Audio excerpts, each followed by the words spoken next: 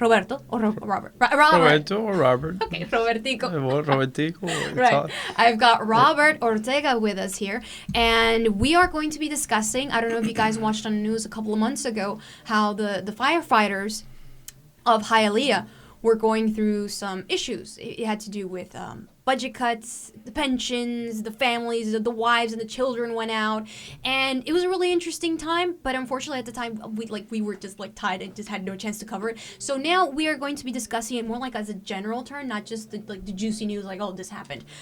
Robert, how long did you say that you guys at the union were working on this issue? Well, thank you for having me. Yes. My name is Robert Ortega. I'm the vice president of the Hialeah Firefighters. I've been a firefighter with the city of Hialeah for over 17 years, and I'm a captain with the city of Hialeah. I have been the vice president of this union for the past 3 years, and we have been negotiating with the city. Understand that we have a collective bargaining agreement that covers all subjects of what the firefighters do with the city, as far as wages and rights and retirement and health insurance. And this contract gets negotiated and redone every 3 years. So our last contract was in place from 2013 to 2016. So we've been operating under that same contract from 2016 up to summer of this year, June 7th, when we were imposed a change to that contract. So understand this has been a long process. So the one that we were working under was 2016, which that was the end date of it. So we've been negotiating from 16 to the summer of this year. So you could see how long this whole negotiation has been going back and forth with the city. And the reason I feel that it's been taking this long is that the city has not moved on their part. I think, and it's not because of anything that we've done on the union side that's incorrect. I came in as a brand new vice president. Yeah. I met the mayor and I shook his hand, introduced myself to him, and I told him, listen, what are your concerns? And the biggest concerns that the mayor had was our pensions. And he wanted, he's saying that the pensions, and it was an issue. And I told him, listen, I'm going to look into it. I'm going to research the pension, because if there's a problem with it, let's identify the problem.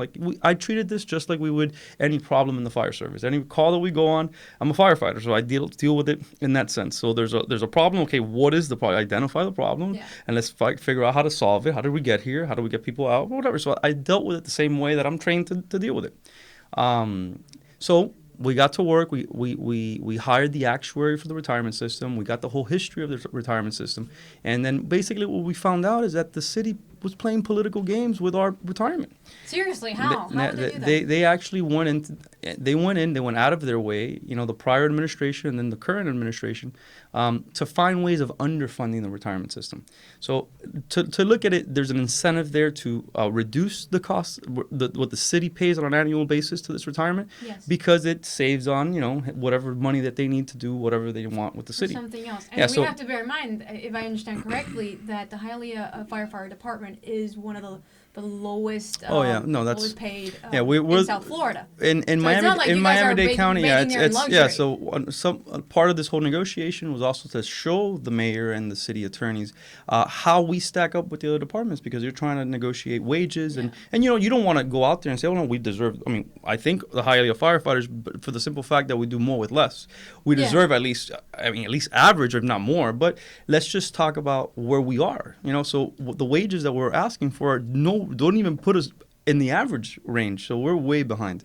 And that's stuff that I didn't bring anything with me, but I could show you. It's not like it's just hearsay. It's stuff that we could get all the other contracts. It's public record, and we could compare. So we did our history. We did our we negotiated. In my mind, the best way that you could possibly do, with facts, honest. But what I learned 2 years into this is that none of that mattered. None of that mattered. The truth didn't matter. History didn't matter. Everything is upside down. It's like we're in the twilight zone in Hialeah. So I was like, what's going on here, right? So what we did find out at the end of everything was that it was the politics. So unless you have your politics in order, unless you have politicians that actually want to hear what you're saying, it doesn't matter, because at the end it all has to do with power. So and this is why we kind of shifted gears into the whole political realm and tried to get involved in the politics and see what we could do to try to at least get candidates in there that hear the concerns of what's happening. We're city employees. We want the city to have the best services that we could offer the city, and we want the residents of the city to actually receive the best services. But if the administration and the mayor, and I don't want to attack the mayor. I don't want to use this as a platform to attack the mayor. He has his ways of thinking, and I think they're not correct, but I'm not going to attack him on that. But it's right, but when you squeeze your employees so hard, then you face the situation where they leave. There's a high turnover rate. There's a cost to that. And me, for example, I train a rookie and I invest my time, my energy in them, and they leave to another department. And this just it just. City? Yeah, exactly. Another city, another municipality to pursue a career. That has that as a priority and realizes that firefighting is something we can't cut back on. At the end, all we really care about is to be respected. Like we do more with less. Just so you know that we, in Hialeah, we're the only fire department in Miami-Dade County that runs 3 firefighters on a fire truck. So every other department in South Florida, in Miami-Dade County, runs at least 4. So that means that there's less manpower for every one call that we go. Yeah. So just for that alone, we do more work. So why are we, on top of the fact that we're understaffed, also paid so little, compared to the other departments? I understood that with the budget cuts that they wanted to impose on you guys, we're talking about $500 a month? Yeah, well, I mean, understand that's now just to put pressure on us. That's just to get us to make it very extreme, and then you negotiate that? Exactly. I mean, that's just, there's no need. I mean, the city has grown. These are tactics. Yeah, this is This is negotiation tactics. This is union busting 101. This is getting us to fight each other, which that's what's currently happening. Right? Internally? Internally, it is happening because at the end, I mean, we've been under these pay cuts since September 12th.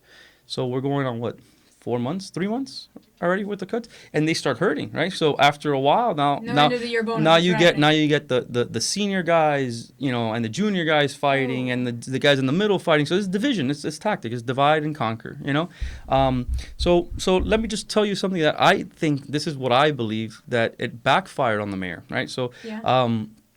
After this whole negotiation, we went through the impasse, and the mayor had his counsel the way that he informed them, and they acted on his recommendation. So from June 7th, he could have already started reducing our salaries. Right, the salaries that you're talking about, the 3 to 600, depending on how you range on your income, right? So it's 6% of that. So understand, it's anywhere from that range. So he could have started that back in June 7th, and he didn't. He kind of took the whole summer off. He took he didn't start the actual reductions till September 12th, and it just so happens that that's the week that absentee ballots were sent out.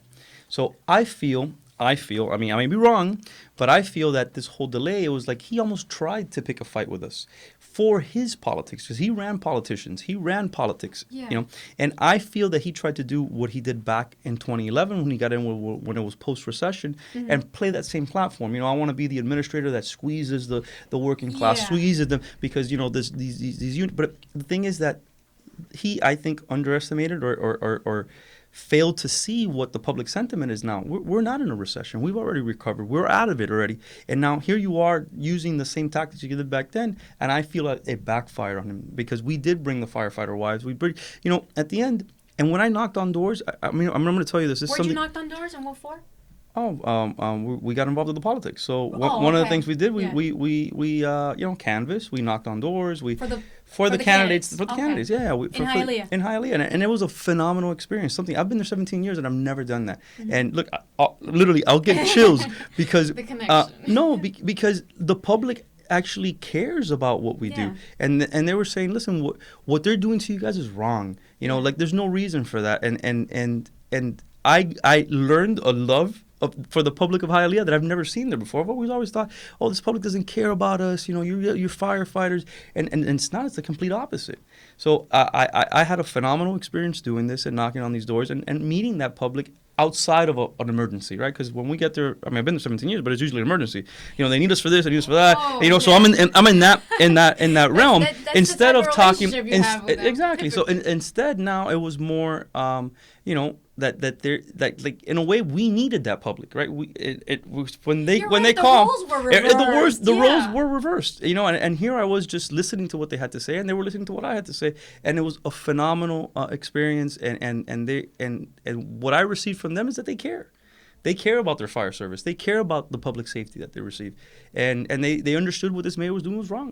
So, we were actually very successful with the politics, and and now we're still in the process of trying to figure out this contract. And at the end, I mean, once we get down to the, it's like buying a car, right? Mm-hmm. You go buy a car, you look at the scratches, you kick the doors, you kick the tires a little bit, and you're trying to get the right price, right? But at the end, we just need to see what the city's financial status is. And if it really is a problem with finances and a problem with money, then we need to have that trust in those politicians, that at least not the politicians, more like the people that we're negotiating against the, right, because the city I feel attorney. like when the mayor was saying that, using the typical line of we can't help the firefighters because we don't want to raise taxes. I felt like that statement was getting repeated again and again. Right. That it was like trying to alienate you guys from the citizens. No, I mean that just went. Oh, but don't support the firefighters because they're going to take it out of your taxes. Yeah, but that just played. Tactic. Well, that just played into his tactic of using us as a political tool,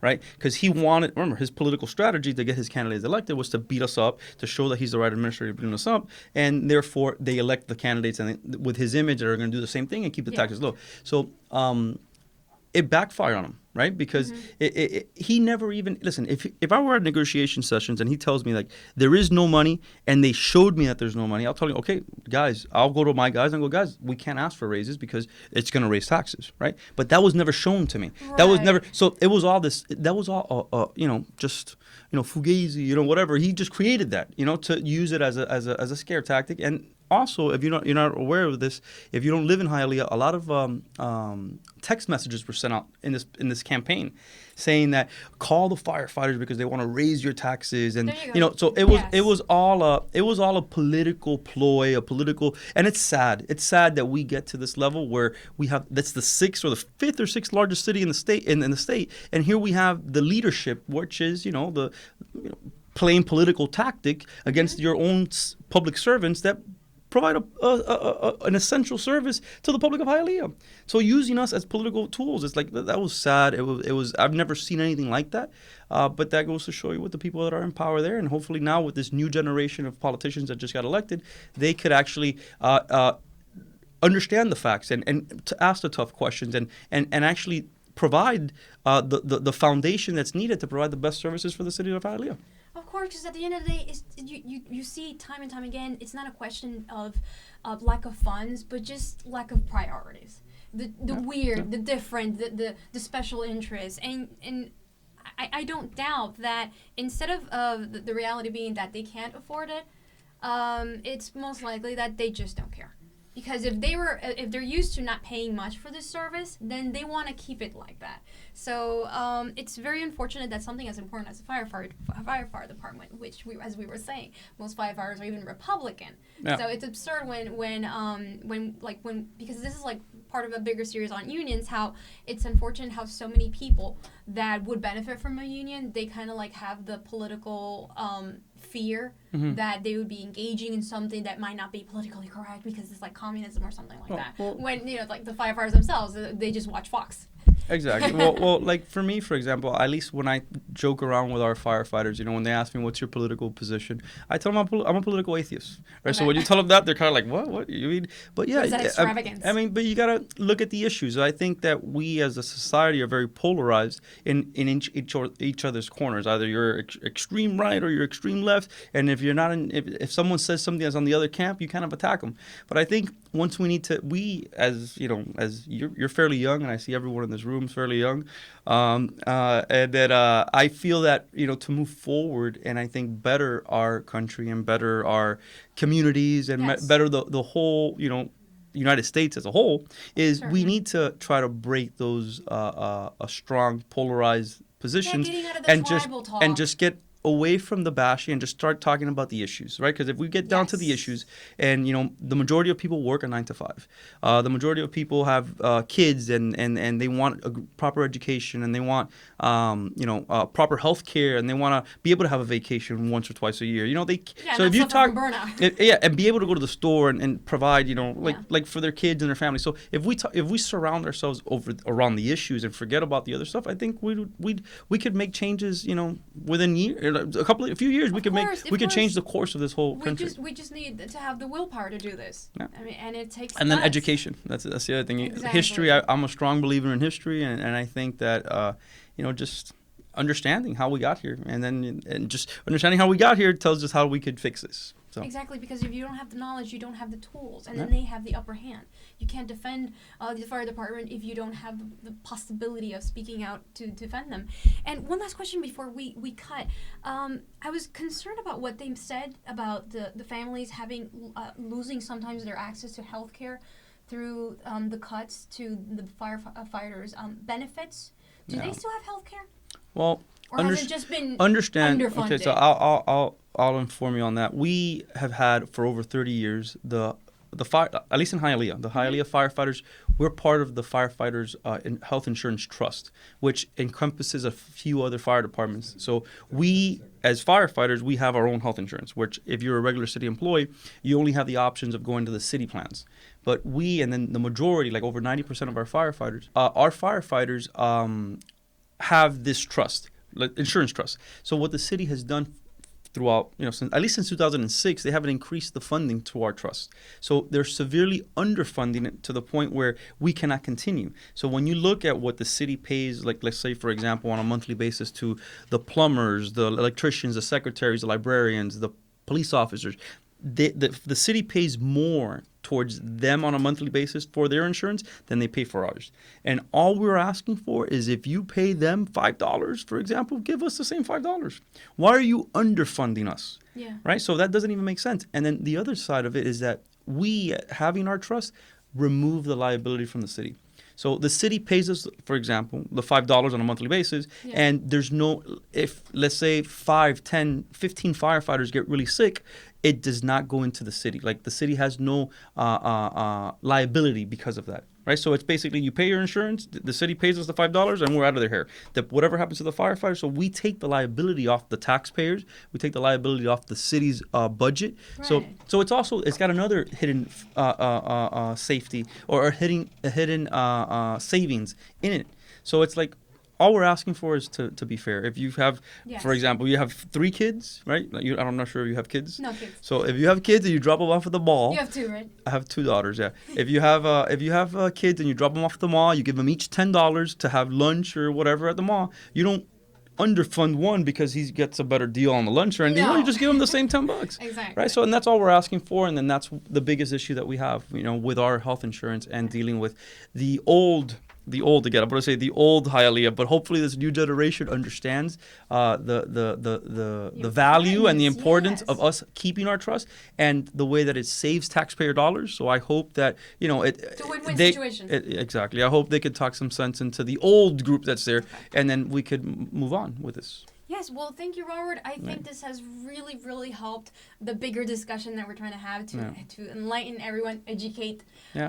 And I'm so happy to hear that you were able to connect with the citizens of Hialeah and that you found that they really do appreciate the fire department, even outside of their emergencies. Well, thank you for having me. And, anytime you guys want to bring me on, I'll talk to you. Well, thank you, Robert. All right. Thank you. Well, and that's all, guys.